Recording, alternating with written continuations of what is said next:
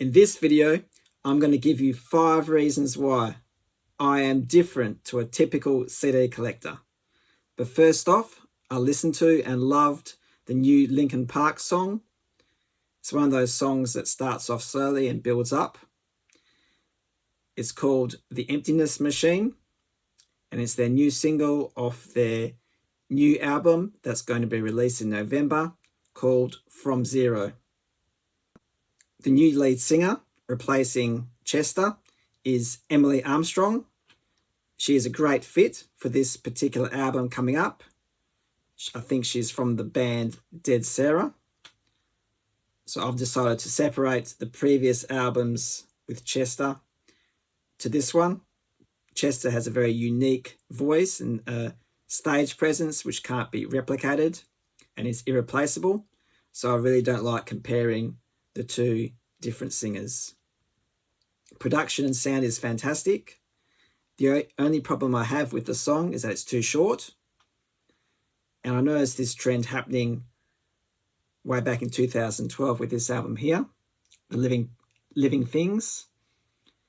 This was short in length, 12 tracks, I think 37 minutes, and the formula has continued on to the purpose of this video. Everything in this CD library has been listened to, and I like it. So it lives in this room. Q rating, a collection of 12,000 used CDs takes time, patience, and commitment. It also has helped me improve my organisational skills. Personally, I call myself a compact disc archivist. I'm the type of guy who likes to preserve, maintain, and is in charge of a CD collection. It's 2024 and most people stream music. Most people do not collect CDs anymore. They have either thrown them in the bin and they end up in landfill. Don't do that. That's one thing that annoys me, is throwing music away. Or they get donated to a thrift store. And thrift stores typically throw away badly scratched CDs or jewel cases with missing CDs and vice versa. In my opinion, the second-hand used CD market in Australia won't last forever, and I've noticed a downturn of used CDs at thrift stores this year. So how am I different to a typical CD collector?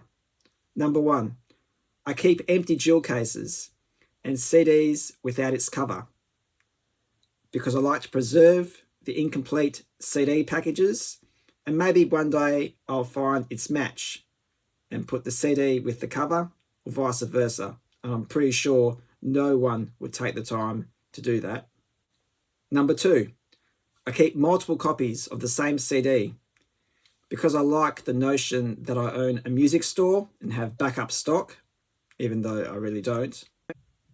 I seem to collect the ones that are in good condition, particularly when they are a common album at a thrift store. So this is Enya's Day Without Rain. Because they are so common and great condition, I don't want the thrift store to throw them away, so I buy them. And here we have 5 CDs here of the same album, all in fantastic condition. Now, I only purchase these if they're $1 or less. If they're anything more than that, I won't really bother. Another thrift store staple, Simply Red, Stars. All these are in fantastic condition as well, and I have 5 of those. I have about 10 copies of Bon Jovi Keep the Faith. I have 4 copies of the Pet Shop Boys Greatest Hits. Number 3, I don't pre-order or buy new albums or buy online because I'm still listening to and enjoying the older music, and I always seem to stumble upon new albums eventually after a few years.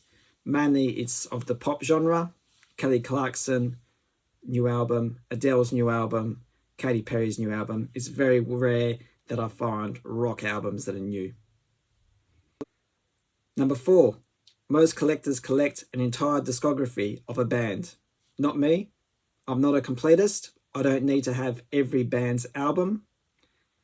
Because I don't buy online, it's difficult for me to find their complete discography, and I'm okay with that. It doesn't bother me as long as I have a good sample of music from different periods of the band's career, so I'm cool with that. And number 5, I have mentioned this one before. I have 2 CD collections in this room.